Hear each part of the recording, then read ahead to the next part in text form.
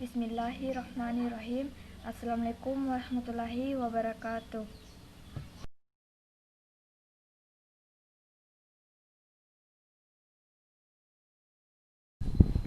Manajemen asuhan pasca persalinan dan menyusui.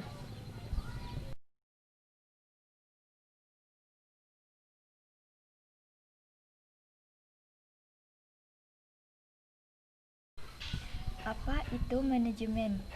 Manajemen kebidanan adalah pendekatan yang digunakan oleh bidan dalam penerapan metode pemecahan masalah secara sistematis, mulai dari pengkajian, analisis data, diagnosa kebidanan, perencanaan, pelaksanaan, dan evaluasi. Proses manajemen kebidanan diselesaikan melalui 7 langkah. 1. Tahap pengumpulan data dasar. 2. Interpretasi data dasar. 3. Identifikasi diagnosis atau masalah potensial dan antisipasi penanganannya. 4. Menetapkan perlunya konsultasi dan kolaborasi segera dengan tenaga kesehatan lain. 5. Menyusun rencana asuhan menyeluruh. 6. Pelaksanaan langsung asuhan dengan efisien dan aman. 7. Evaluasi.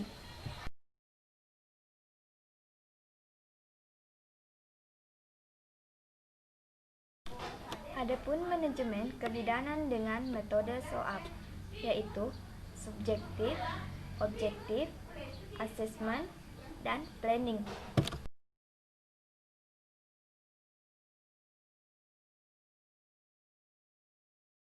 Apakah itu masa nifas?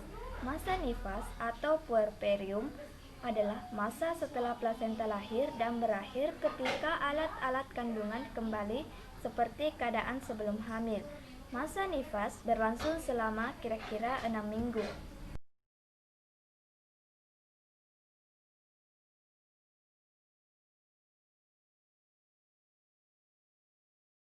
Tujuan asuhan masa nifas: 1. Menjaga kesehatan ibu dan bayinya, baik fisik maupun psikologik. 2. Melaksanakan screening yang komprehensif, mendeteksi masalah, mengobati atau merujuk bila terjadi komplikasi pada ibu maupun bayi. 3. Memberikan pelayanan keluarga berencana. 4. Memberikan pendidikan kesehatan tentang perawatan diri, nutrisi, keluarga berencana, menyusui, dan pemberian imunisasi. Tujuan asuhan masa nifas: menjaga kesehatan ibu dan bayinya, baik fisik maupun psikologik, melaksanakan screening yang komprehensif, mendeteksi masalah, mengobati atau merujuk bila terjadi komplikasi pada ibu dan bayi, memberikan pelayanan keluarga berencana, memberikan pendidikan kesehatan tentang perawatan diri, nutrisi, keluarga berencana, menyusui, dan pemberian imunisasi.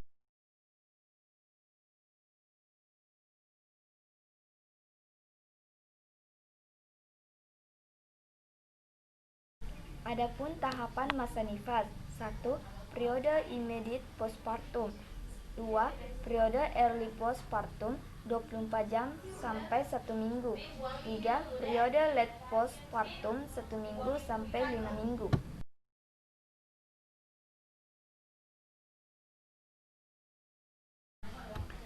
Peran bidan pada masa nifas: 1. Memberikan dukungan yang terus-menerus selama masa nifas yang baik dan sesuai dengan kebutuhan ibu agar mengurangi ketegangan fisik dan psikologis selama persalinan dan nifas. 2. Sebagai promotor hubungan yang erat antara ibu dan bayi secara fisik dan psikologis. 3. Mengkondisikan ibu untuk menyusui bayinya dengan cara meningkatkan rasa nyaman.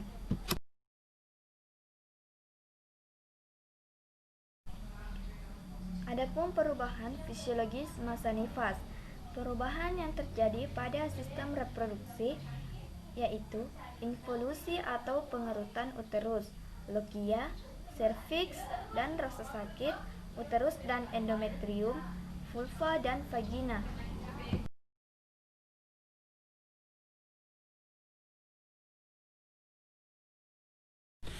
Perubahan yang terjadi pada payudara: 1. Puting susu. 2. Sel otot. Menyelubungi sel-sel pembuat susu, berfungsi untuk memerah ASI keluar. 3. Pembuluh. Menghubungkan sel-sel pembuat susu ke keputing, berfungsi sebagai selang air. 4. Areola. Bagian payudara yang berwarna gelap di sekitar puting. 5. Muara saluran ASI bagian bawah atau dalam areola, tempat bertemunya pembuluh-pembuluh sebelum ASI mengalir menuju puting. 6. Sel-sel pembuat susu atau tempat susu dibuat. Perubahan-perubahan tanda-tanda vital pada masa nifas. 1. Tekanan darah. 2. Suhu. 3. Pernapasan. 4. Nadi.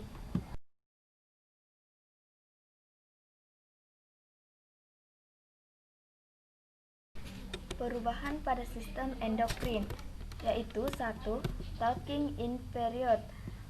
Masa ketergantungan terjadi pada 1-2 hari setelah persalinan. Ibu masih pasif dan sangat bergantung pada orang lain. Fokus perhatian pada tubuhnya. Ibu lebih mengingat pengalaman melahirkan dan persalinan yang dialami, serta kebutuhan tidur dan nafsu makan meningkat. 2. Talking whole period. Berlangsung 3-4 hari postpartum. Ibu lebih berkonsentrasi pada kemampuannya dalam menerima tanggung jawab sepenuhnya terhadap perawatan bayi. 3. Letting go period. Dialami setelah ibu dan bayi tiba di rumah. Ibu mulai secara penuh menerima tanggung jawab sebagai seorang ibu dan merasa kebutuhan bayi sangat bergantung pada dirinya.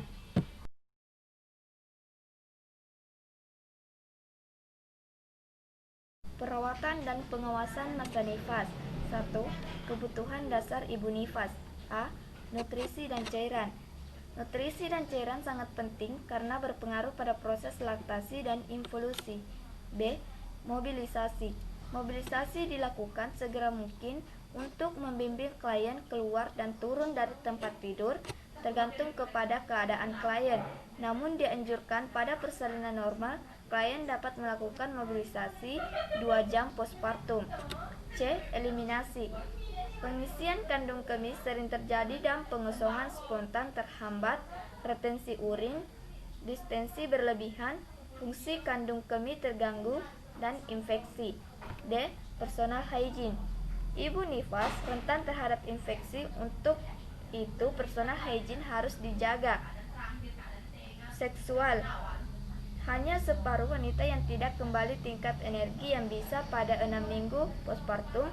Secara fisik aman setelah darah dan dapat memasukkan 2-3 jari ke dalam vagina tanpa rasa nyeri. F. Senam nifas. Tujuan dari senam nifas adalah rehabilitasi jaringan yang mengalami pengaluran akibat kehamilan dan persalinan. 2. Mengembalikan ukuran rahim berbentuk semula. 3. Melancarkan peredaran darah.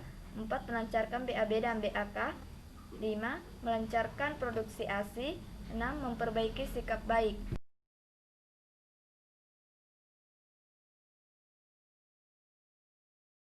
Dua.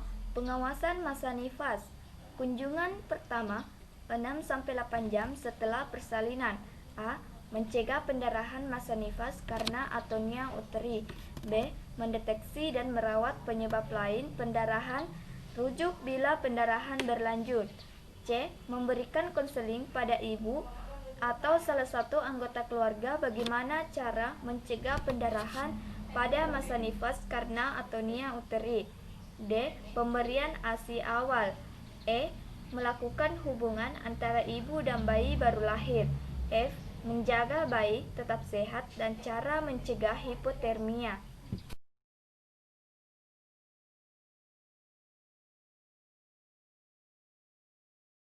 Kunjungan kedua 6 hari setelah persalinan. A. Memastikan involusia uteri berjalan normal, uterus berkonsentrasi, fundus di bawah umbilikus, tidak ada perdarahan abnormal, dan tidak ada bau. B. Menilai adanya tanda-tanda demam, infeksi, atau perdarahan abnormal. C. Memastikan ibu mendapatkan cukup makanan, cairan, dan istirahat. D. Memastikan ibu menyusui dengan baik dan tidak memperhatikan tanda-tanda penyulit. E. Memberikan konseling pada ibu mengenai asuhan pada bayi, tali pusat, menjaga bayi tetap hangat, dan merawat bayi sehari-hari.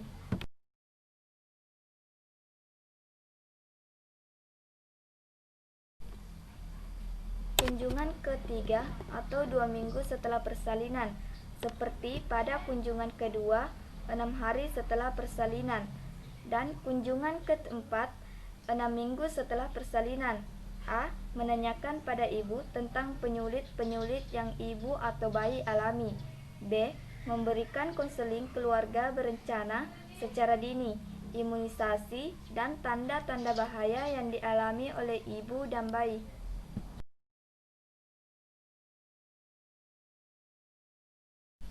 Apakah itu laktasi? Laktasi adalah proses menyusui mulai dari ASI diproduksi sampai proses bayi mengisap dan menelan ASI.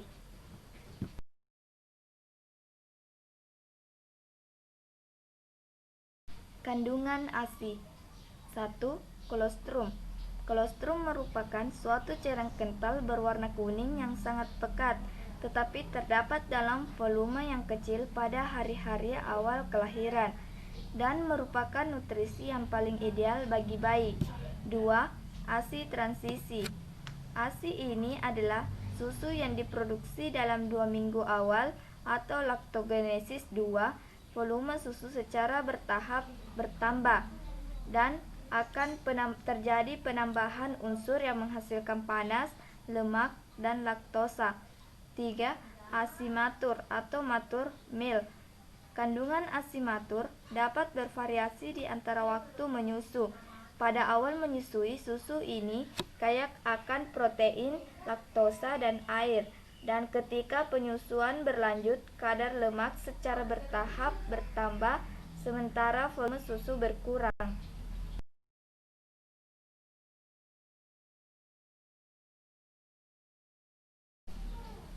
Manfaat ASI. 1. Manfaat ASI pada bayi. Nutrien zat gizi yang sesuai untuk bayi. Maksudnya, ASI mengandung nutrien yang sesuai dan sangat bermanfaat untuk bayi, seperti lemak, karbohidrat, protein, gram dan mineral, dan vitamin. 2. Mengandung zat protektif. ASI mengandung zat-zat protektif sebagai pelindung bayi, sehingga pada bayi yang minum ASI jarang menjadi sakit. 3. Mempunyai efek psikologis yang menguntungkan. Saat menyusui, kulit bayi akan menempel pada kulit ibu. Kontak kulit yang dini akan sangat besar pengaruhnya pada perkembangan bayi kelak.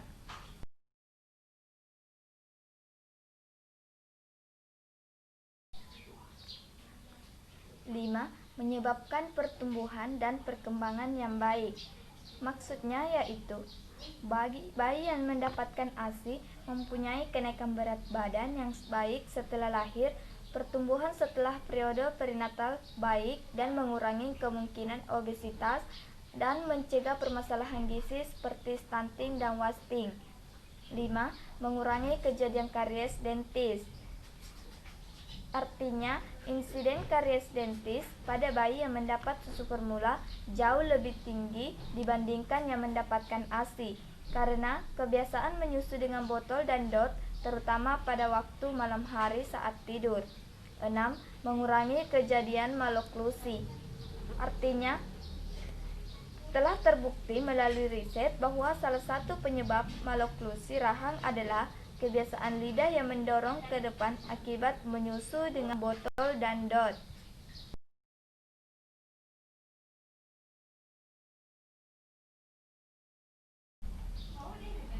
Manfaat ASI pada ibu. 1. Aspek kesehatan ibu. Karena isapan bayi pada payudara akan merangsang terbentuknya oksitosin oleh kelenjar hipofisis. 2. Aspek keluarga berencana. Karena menyusui secara eksklusif dapat menjarangkan kehamilan. 3. Aspek psikologis. Keuntungannya menyusui tidak hanya bermanfaat untuk bayi, tetapi juga untuk ibu, dan ibu akan merasa bangga dan diperlukan. Manfaat ASI untuk keluarga. 1. Aspek ekonomi. Karena ASI tidak perlu dibeli, sehingga efisiensi dari aspek dana. Selain itu, terjadi penghematan karena bayi yang mendapat ASI lebih jarang sakit sehingga mengurangi biaya berobat. 2. Aspek psikologis. Karena kebahagiaan keluarga bertambah karena kelahiran lebih jarang, sehingga suasana kejiwaan ibu baik dan dapat mendekatkan hubungan bayi dengan keluarga. 3. Aspek kemudahan. Karena menyusui sangat praktis, maka dapat diberikan di mana saja dan kapan saja. Dan keluarga tidak perlu repot menyiapkan air masak, botol, dan dot yang harus selalu dibersihkan, tidak perlu minta pertolongan orang lain.